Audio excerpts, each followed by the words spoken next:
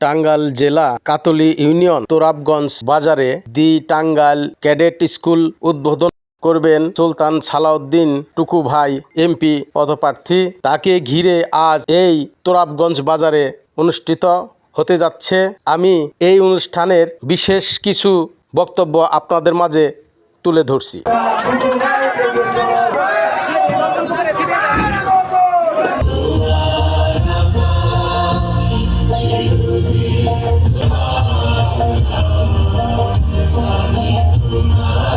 মারা যাতে স্বামী মারা গেলে কিন্তু সবচেয়ে অসুবিধায় থাকে আমাদের মারা, কাউরে কিছু কইতে পারে না।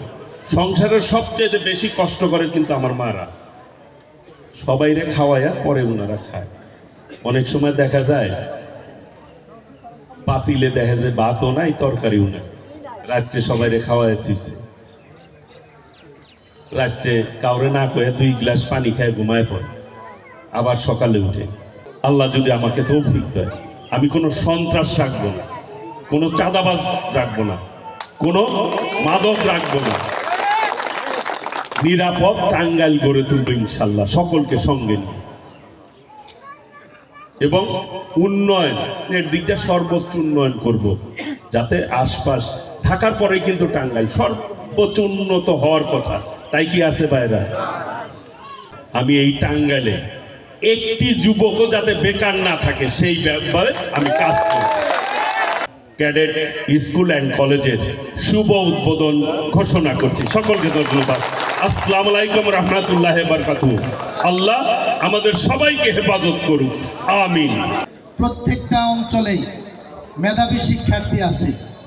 সেই মেধাবী শিক্ষার্থীকে তৈরি করার জন্য হয়তো পরিবেশ থাকে না, যে কারণে আপনারা এত কষ্ট করে অনেকেই দেখা যাচ্ছে যে আপনাদের সন্তানদেরকে মানুষ করার জন্য সেই শহরে গিয়ে পড়াশোনা করানো।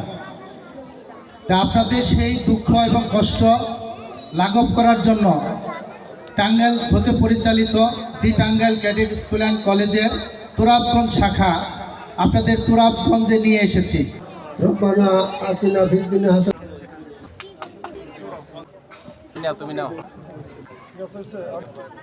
উদ্বোধনী অনুষ্ঠানে সম্মানিত উপস্থিতি, প্রধান অতিথি উদ্বোধক সালাউদ্দিন টুকু ভাই, যে একটা কেন্দ্রীয় নেতা আমাদের সদরের মনোনয়ন পেয়েছেন।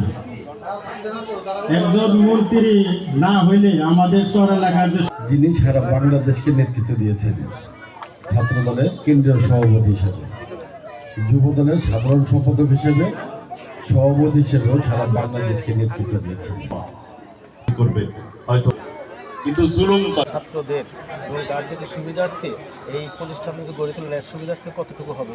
আসলে আমাদের উদ্দেশ্যটা হলো যে সকল শিক্ষার্থী, যে সকল এলাকার মানুষ পড়াশোনায় একটু পিছিয়ে আছে, তারা শহরের তুলনায় গুণগত মান পাচ্ছে না, সেই উদ্দেশ্যটা সফল করার জন্য আমার এই প্রত্যন্ত অঞ্চলে শহরের লেখাপড়ার মানটা নিয়ে এসে তাদেরকে পড়ালেখায় উন্নত করে।